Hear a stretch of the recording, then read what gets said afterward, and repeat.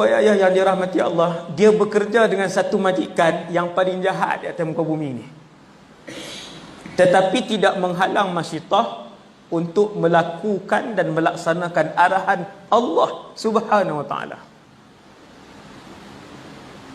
Masyitah tak ada alasan kita. Dia dibunuh. Sampai satu hari sebelum dibunuh ni, yang membuatkan kisah dia dibunuh ni, dia duduk sikat rambut anak Fir'aun. Sikat, kemudian sikat terjatuh.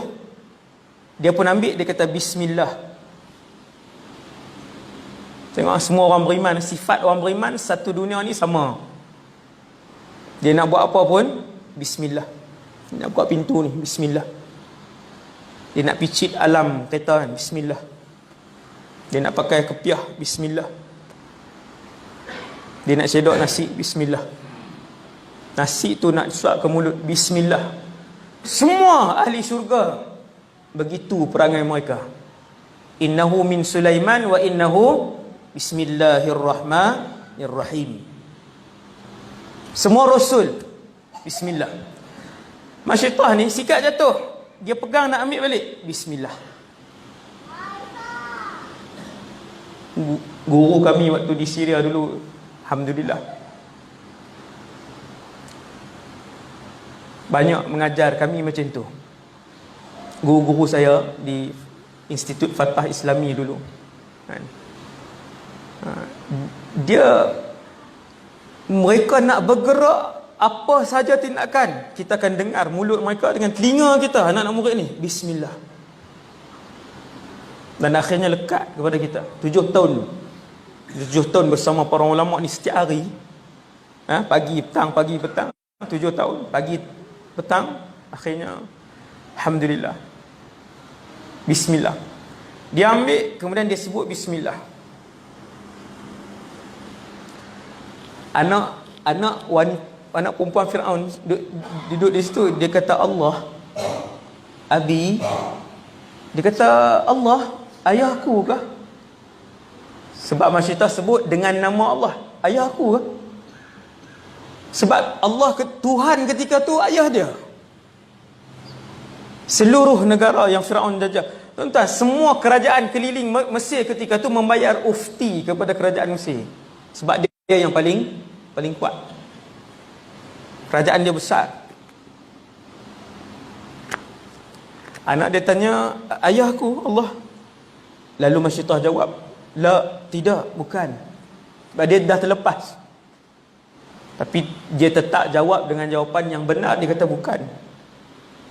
Rabbi, Tuhan aku, Rabbuki, Tuhan kamu, wa Rabbu abiki Allah.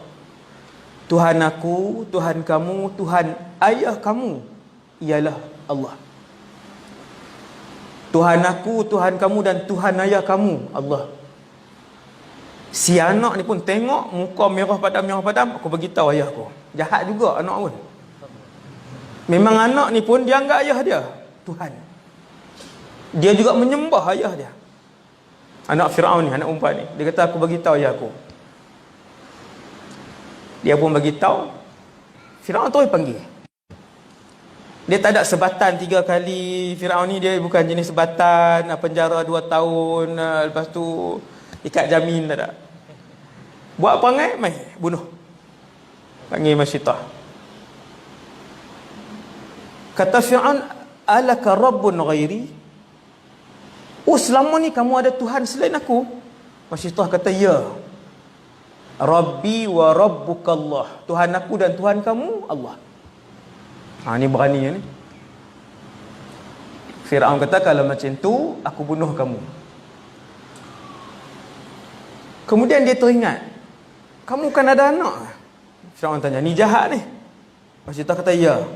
Semua anak-anak kamu sekali. Berapa orang anak Masyitah? 5. Fir'aun kata, ambil. Beritahu tentera dia pergi ambil anak Masyitah sekali, kelima-limanya.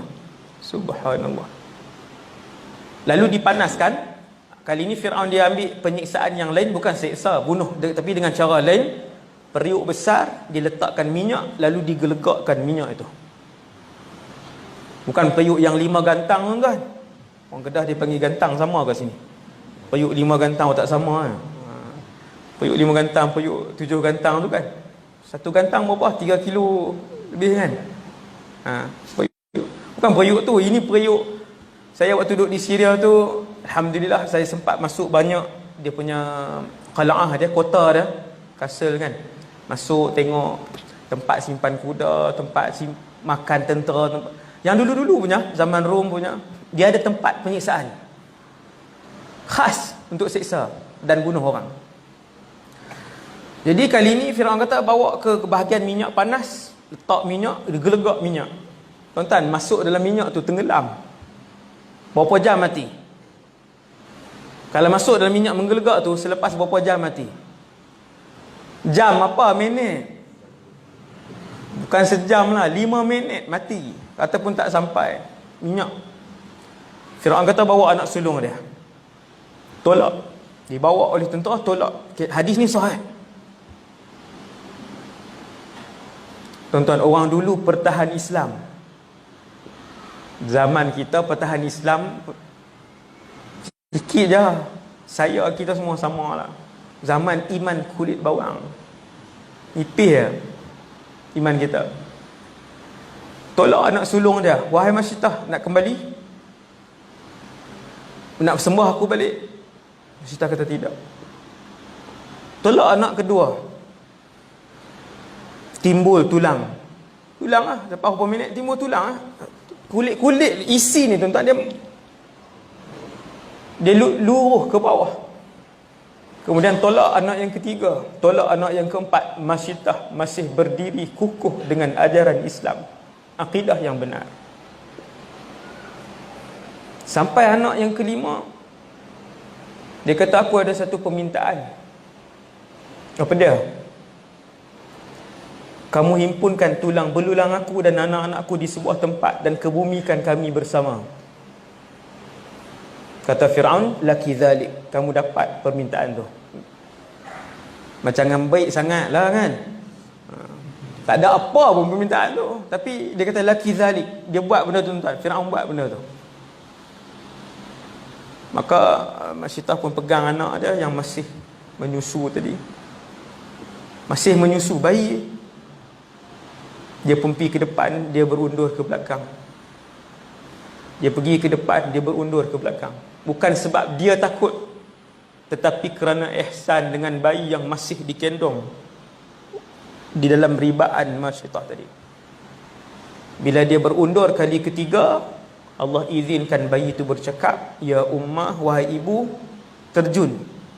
Fa innaki 'alal haq, ibu berada pada jalan kebenaran. Maka jadilah anak ataupun bayi itu bayi yang keempat yang bertutur di dalam muka bumi ini. Ada 4 orang bayi yang bercakap, termasuk Nabi Isa alaihissalam, bayi yang bercakap dalam buayan kan. Antaranya ialah anak Masyitah ni. Bila Masyitah dia yakin dengan Allah, cuma dia ihsan dengan anak tadi. Bila anak tadi bercakap, dia pun terus berlari masuk dalam tu.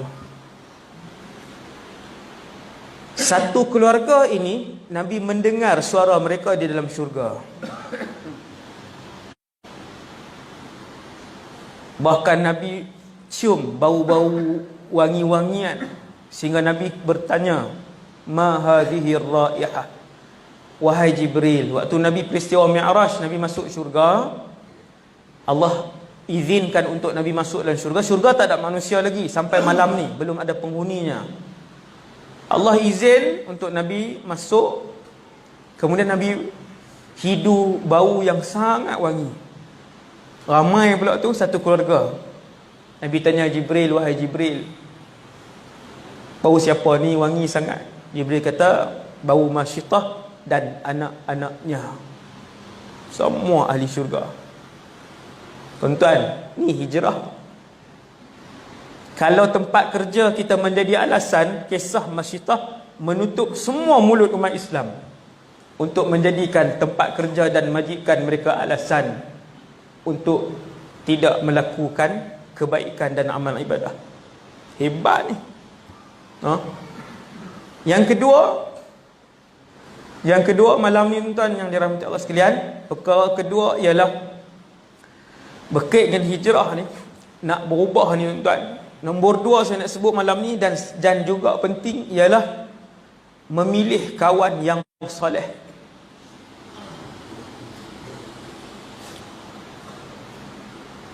Kawan dengan orang baik. Hampir semua bangsa ada peribahasa tentang kawan. Termasuk hadis Nabi sallallahu alaihi wasallam. Kawan dengan tukang jual minyak wangi, badan kita jadi wangi juga. Walaupun tak beli minyak wangi tu. Sebab apa? Setiap hari tempat kita bersembang kedai minyak wangi dia. Bila duduk di kedai minyak wangi dia, dia duduk test minyak wangi, kena badan kita wangi sekali. Kawan. Tapi kawan dengan tukang besi, bukan kita buat besi tu pun, tapi setiap hari bersembang, percikkan api tu kena baju kita, berlubang baju kita. Lubang. Mesti ada baju-baju cantik kita 2-3 berlubang di kedai dia. Bukan buat besi tu pun. Maka orang putih pun sebut, show me your friends, I will show you your future. Tunjuk kepada aku siapa kawan kamu, aku tunjuk kepada kamu masa depan kamu. Kawan. Tuan-tuan tahu dalam Quran ada 2 ayat yang sebut betapa di padang mahsyar ramai orang menyesal sebab dulu kawan dengan kawan yang tak elok. Antara ayat Quran tentang kawan yang mengheret kawannya daripada baik kepada neraka, ya wailata laitani lam attakhidh fulanan khalila. Dia kata, celakalah diri aku. Ni semua ayat padang mahsyar. Tuan, ayat yang saya baca ni ayat di atas padang mahsyar, betapa ramai yang dulunya elok kemudian berkawan dengan kawan yang sayyi, kawan-kawan yang rosak akhirnya menjadi rosak. Celakalah, dia kata, alangkah baiknya kalau dulu aku tidak berkawan dengan kawan yang bernama Fulan bin Fulan. Rugi aku. Kisah ni berlaku kepada seorang daripada sahabat Nabi. Tuan-tuan, sahabat, tapi dia masuk Islam sekejap je, dia murtad. Nama dia Uqbah bin Abi Mu'ayyid. Rugi dia, tuan-tuan. Uqbah bin Abi Mu'ayyid ni kawan rapat Rasulullah sallallahu alaihi wasallam, punyalah rapat. Sehingga bila Nabi berdakwah, dia masuk Islam. Tetapi satu hari, bukan satu hari lah, dia ada satu orang kawan yang juga dia rapat, nama Ubay bin Khalaf. Bukan Ubay bin Ka'ab. Ubay bin Ka'ab sahabat Nabi yang bacaannya seperti Jibril. Ubay bin Ka'ab yang tu lain. Nabi sebut aqra'ukum Ubay.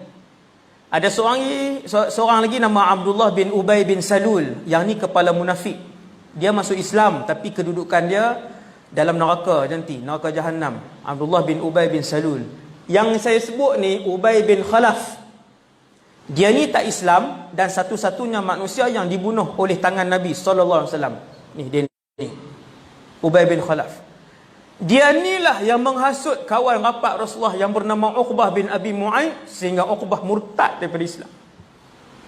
Dah dia hasut, dia cabar pula di depan orang, di depan menteri-menteri Quraisy yang lain. Dia kata, kalau hang berani pergi letak najis ni atas belakang Muhammad waktu dia tengah solat. Akhirnya Uqbah melakukan perkara itu. Seandainya Uqbah kekal dengan Rasulullah, tuan-tuan boleh bayang di mana kedudukan Uqbah pada malam ni. Kawan rapat Rasulullah. Rasulullah sayang dia, dia sayang Nabi. Kata ulama tafsir, ayat ni yang paling awal ungkap, ya wailata laitani lam attakhidh fulanan khalila, ialah Uqbah bin Abi Mu'ayyid. Dialah yang paling menyesal di padang mahsyar sebab pilih Ubay bin Khalaf menggantikan Rasulullah. Paling menyesal. Dia kata, dulu Muhammad dah bawa aku pada jalan yang hidayah, jalan yang benar. Maha rugi Uqbah bin Abi Mu'ayyid. Kawan. Sehingga ada ayat khas tentang kawan yang tak elok ni dalam Quran. Sebab tu tuan-tuan, pilih kawan yang soleh. Ustaz, kawan yang soleh ni macam mana? Kawan yang mengajak kamu kepada perbuatan akhirat. Kawan yang setiap kali kamu berjumpa dengan dia, dia akan mengingatkan kamu kepada Allah, sama ada mulut dia ataupun perbuatan dia. Kawan yang tiap-tiap kali kamu berjumpa dengan dia, kalaupun seminggu sekali, kalaupun seminggu 2 kali,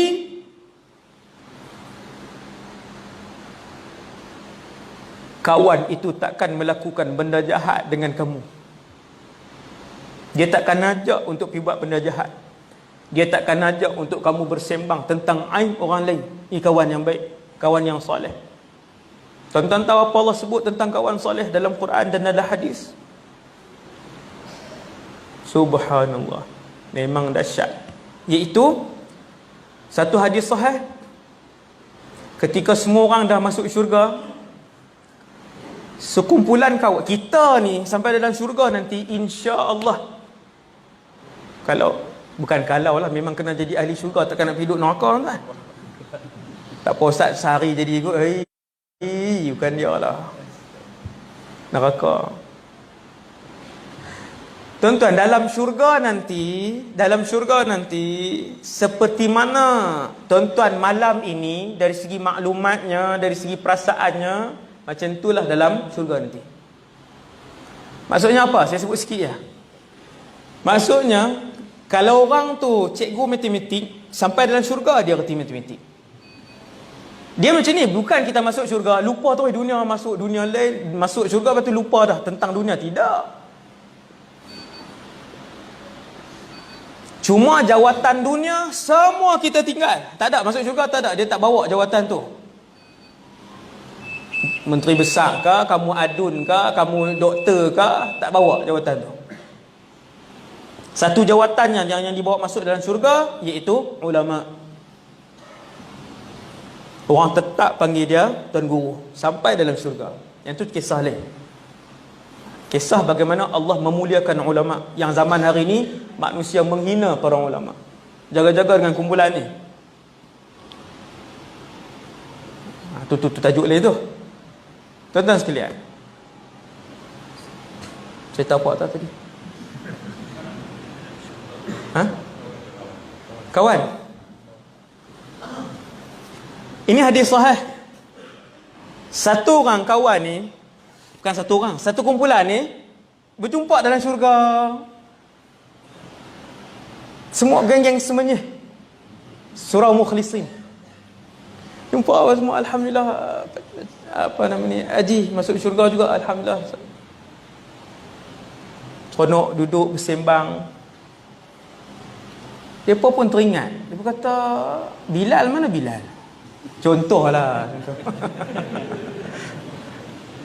Ish, ni yang 5 orang JK ni, contoh kata, lama dah duduk pusing syurga tak nampak Bilal. Sembang 5 orang. Tuan-tuan, ini hadis. Sebab dalam syurga kita akan ingat orang yang kita kenal di dunia. Kita berjumpa, kita akan bercerita tentang hal dunia dulu. Maka yang masuk syurga 5 orang yang soleh ni, tanya kawan yang lain, sebut satu nama, tak ada dalam syurga. Di tempat aku pun tak ada. Sebab ada yang syurga Adnin, ada yang syurga Firdaus, ada yang syurga Ma'wa. Di syurga aku pun tak ada. Satu orang ni kata dia duduk neraka. Dulu dia sekali dengan kita buat program apa semua, dia lah duk masak, dia lah kita qiyamul lail sekali apa semua, tapi duk tikam nombor ekor. Contoh, dia duk buat satu dosa besar ni sampai ke, tuan-tuan, manusia ni ada penyakit sampai umur 60, 70 pun ada yang main perempuan lagi. Semua ni saya bukan buat contoh, yang dah jumpa kan. Ada budak main, ustaz, ayah saya 70 dah ustaz, ada awet lagi. 11 beradik ni, anak 11 orang, ayah hampir 70, ada awet lagi. Duk main perempuan lagi.